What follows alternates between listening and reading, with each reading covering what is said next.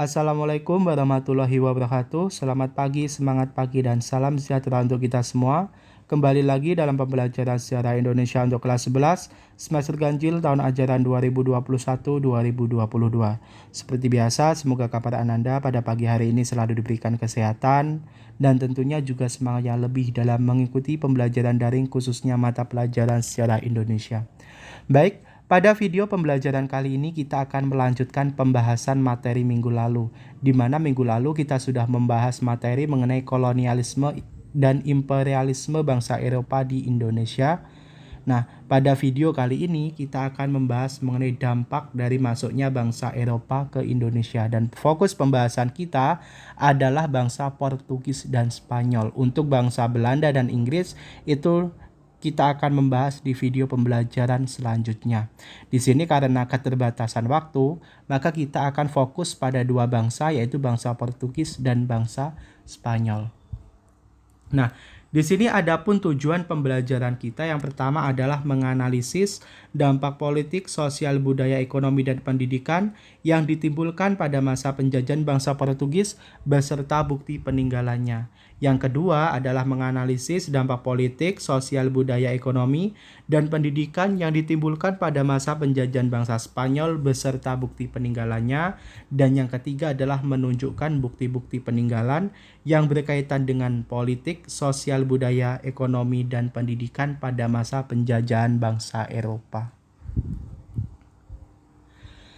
Nah, pada masa kolonialisme dan imperialisme, tentunya kita semua sudah tahu betapa menderita dan sengsaranya masyarakat Indonesia pada kala itu.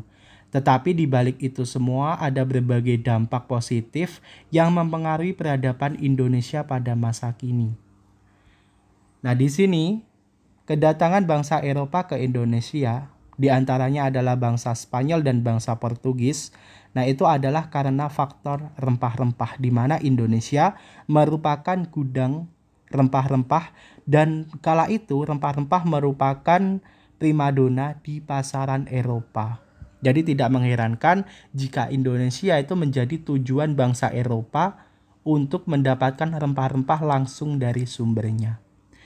Nah, adapun di sini dampak politik pada masa kedatangan bangsa Portugis dan Spanyol itu tentunya adalah semboyan 3G, Gold, Glory, dan Gospel.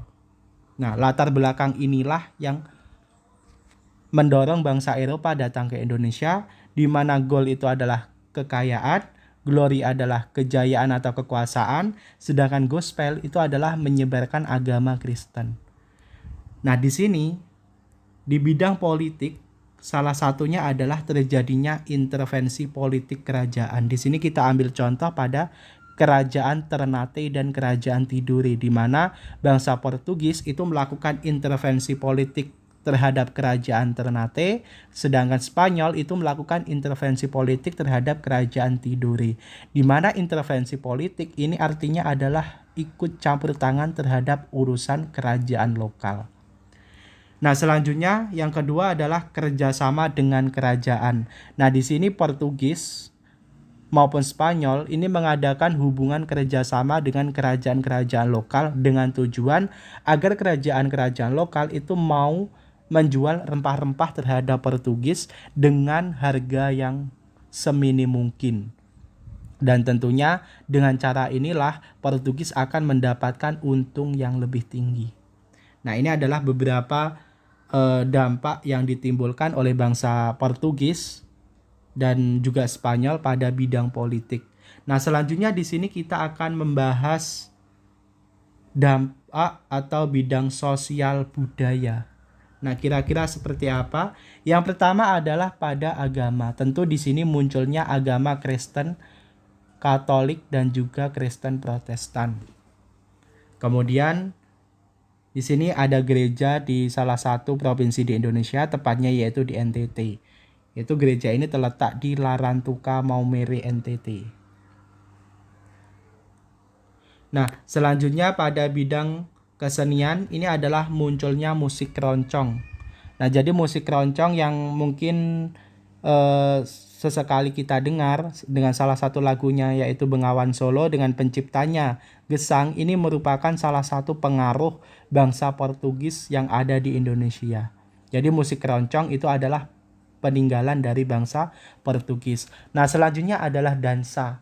Nah, dansa yang biasanya dilakukan oleh sepasang kasih ini merupakan salah satu kesenian atau salah satu budaya yang ditinggalkan oleh bangsa Portugis di Indonesia.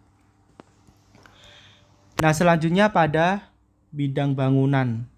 Tentunya di Indonesia itu juga muncul atau banyak sekali ditemui bangunan-bangunan bergaya Eropa klasik. Nah, selanjutnya ada sistem penamaan dalam keluarga. Selanjutnya ada nama perkampungan. Salah satu contohnya ini ada perkampungan Lamno yang ada di Aceh. Selanjutnya, nah ini adalah foto dokumentasi tentang keturunan Portugis yang ada di Tanah Timor. Sedangkan ini keturunan Portugis yang ada di Lamno Aceh. Kemudian selain dari kekeluargaan, ini juga ada berbagai bahasa atau kosakata yang sampai sekarang itu digunakan oleh masyarakat Indonesia. Salah satunya yang pertama adalah aula. Nah, jadi di sini kita sering menyebut aula itu ternyata adalah kosakata dari Portugis. Kemudian yang kedua adalah bangku. Setiap di sekolah, nah kita sering menjumpai dan sering mengatakan menyebutkan tentang bangku. Ternyata ini adalah kosakata dari bangsa Portugis. Kemudian yang ketiga adalah dansa. Nah, ini adalah berbagai dampak yang ditinggalkan oleh Portugis terutama di bidang sosial dan budaya. Nah, selanjutnya di bidang agama lainnya itu juga munculnya agama Kristen Katolik ya. Di mana Katolik ini lebih berkembang pesat itu di Provinsi NTT atau Nusa Tenggara Timur. Di mana mayoritas masyarakatnya ini adalah pemeluk agama Katolik. Nah, ini adalah Meriam. Nah, ini adalah komposer keroncong di masa kependudukan Portugis di Indonesia. Nah, selanjutnya ini adalah gereja. Nah, selanjutnya di bidang fashion itu juga ditemukan dan inilah yang membuat kita tercengang. Wah, ternyata yang kita pakai selama ini adalah pengaruh dari bangsa Portugis. Nah, kira-kira apa saja? Ya, sepatu pantofel. Nah, di sini kalau misalnya kantoran, guru dan lain sebagainya yang bekerja di bidang kantoran, nah ini selalu atau lebih akrab memakai dengan pantofel. Ternyata ini adalah salah satu peninggalan bangsa Portugis di bidang fashion ya. Nah, selanjutnya di sini gitar, ukulele, seruling, biola, cello. Itu ternyata adalah alat-alat musik peninggalan bangsa Portugis. Jadi jika bangsa Portugis tidak datang ke Indonesia, belum tentu kita akan mengenal alat-alat musik yang ada hingga saat ini. Nah, selanjutnya yang sering kita duduki dan tempat untuk menaruh barang ya tentunya adalah meja dan kursi. Ternyata ini adalah pengaruh dari bangsa Portugis yang pernah datang di Indonesia. Ingat, budaya berkumpul keluarga orang Indonesia asli itu adalah dengan cara lesehan, duduk bersila. Nah, itulah yang diartikan sebagai kekeluargaan, yaitu adalah budaya asli bangsa Indonesia ya, yaitu duduk bersila dalam satu ruang dengan keluarga. Nah, kemudian ketika bangsa Portugis datang ke Indonesia, nah maka ini mulai dikenalkanlah dengan duduk di kursi. Nah, ini adalah salah satu bentuk kekeluargaan yang menggambarkan kekeluargaan pada masa bangsa Portugis datang ke Indonesia. Nah, kemudian selanjutnya ada sendok dan garpu. Nah, jadi di sini orang Indonesia, masyarakat Indonesia kala itu, nah cara makan mereka adalah dengan cara menggunakan jari. Nah, bangsa kita masih belum mengenal yang namanya sendok atau garpu ketika makan, lebih menggunakan jari.